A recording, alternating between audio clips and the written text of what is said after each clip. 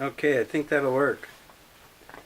This is part 24 of a series of a step-by-step restoration of a Singer Model 337.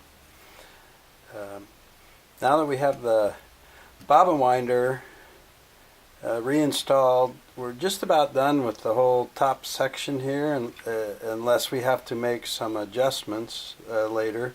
So I want to just kind of work my way down the front of the machine, and what I want to work on right now is the Stitch Length Regulator. That's the lever. This is the stitch indicator lever. It goes up and down right here. And how you set the stitch length or throw it up to go into reverse. And to start out with, you have to put this backing plate on. And there's only one way it'll go on. There's two screws. If you turn it the wrong way, you'll see it just won't line up right. So you can't put it on upside down. Just remember that the regulator bracket or backing plate here kind of goes inside. It doesn't stick out, because then you couldn't get the faceplate on. So what I usually do is take one of the dark screws and get it finger tight down in this corner, so I've got some support for the bracket. Then I move the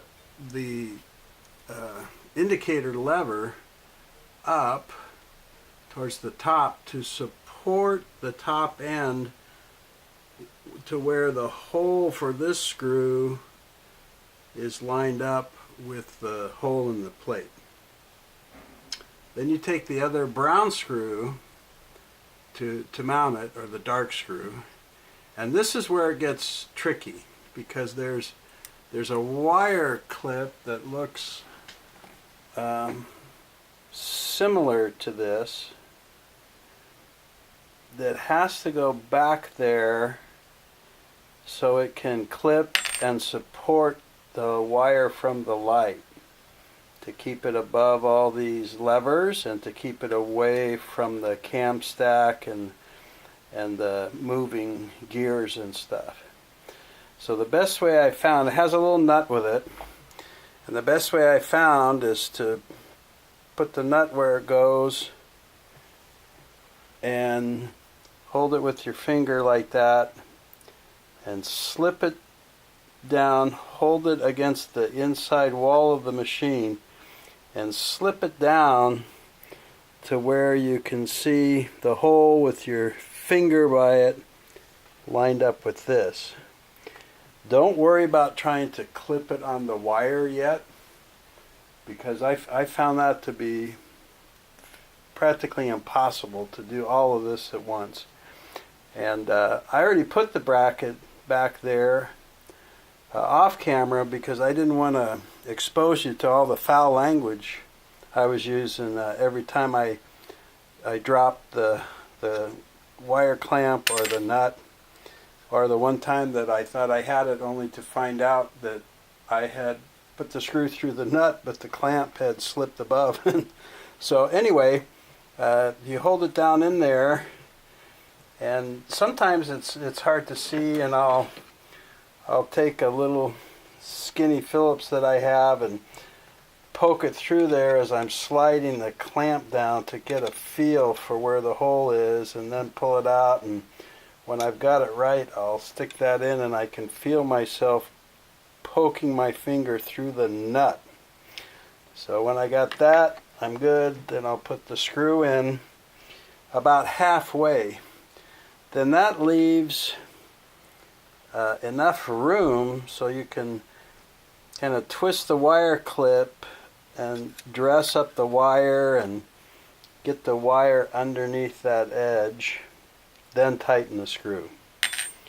But trying to film it, I spent about 3 or 4 minutes on it, just making a mess. So I finally shut the camera off and got the machine maneuver how I wanted to do it, and then it took me about 20 or 30 seconds. So I didn't mean to scare you, but just be aware.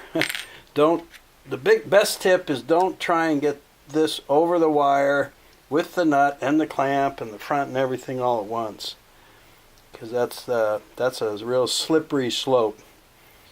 So if you concentrate on getting the clamp and the nut, get the screw in about halfway, then you can maneuver the wire and the clamp together and finish it. Once you get that done, you're going to go ahead and tighten up this other screw that holds the backing plate. And you want them both just to, like everything else, snug them up good. You don't need to over tighten stuff, but you don't want it vibrating loose. Now, to finish this part up, I've got to get the pieces of the knob back onto here. See if I can get this even closer for a better view, maybe. Right. Okay, we'll try that. So the other pieces consist of this, excuse me, knurled knob. We took off earlier. It's got the thread inside, and this little whatchamacallit that goes inside here, and when you adjust, it'll eventually adjust on the plastic plate on the front, so you can lock in. I'm not sure what they call that, because it's not named. This isn't named in the service guide. Then there's a nice little chromed washer and a little shiny screw that hold all that together. So what we start out with, they do say when removing it to move it up above the 20 stitch per inch area, which to me just means kind of move it horizontal. And the way that this has to go in is the kind of the blade first, with the little fork end towards you, and it just slides in, and I found that I want to slide it a little bit past flush, and that's why, because if you don't put it in far enough, the end of the screw will hit this part right here, and it won't make enough contact with the threads inside here, and it can't be done. So I put this thing on, and there is one side that's a little better looking and polished more, so I put it up so the sewer will see that, and I just kind of push it in there and maneuver it so that fork piece is inside about I don't know, 1/8 of an inch maybe, just past the point where I think this screw will fit. And it's not a real deep screw, and it still has a washer too, so just get it in there a little bit.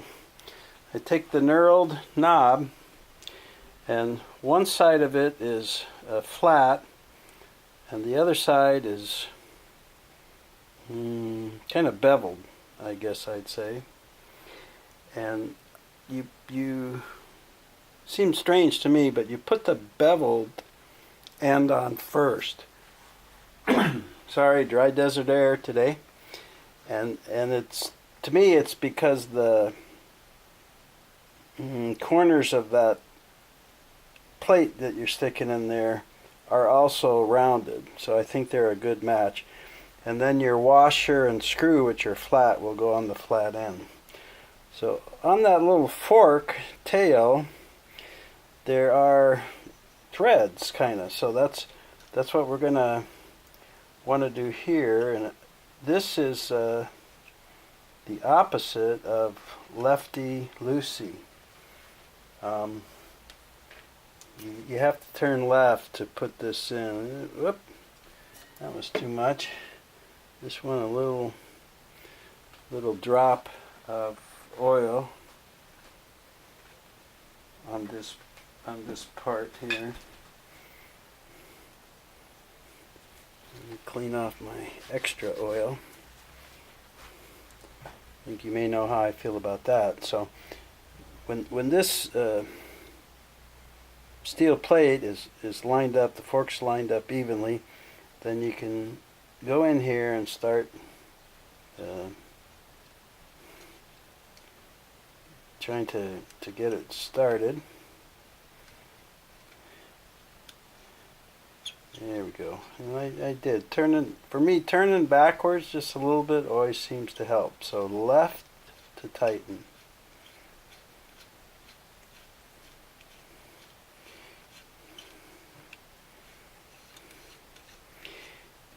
And I'm going to put it on completely.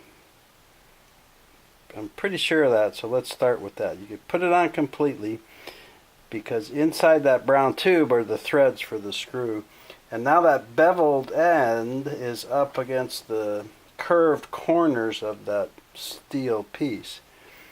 And we're going to take our pretty chromed washer and shiny screw here and put them together and get them in there and see if we can get them started.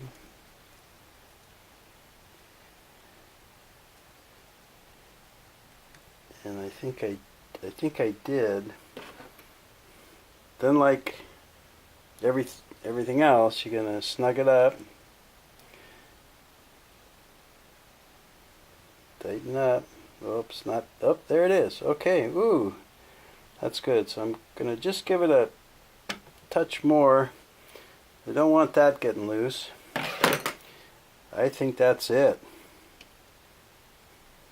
So this is the knob that when you turn it to the right, it moves that steel plate forward to rest against the plastic cover plate and lock in your stitch.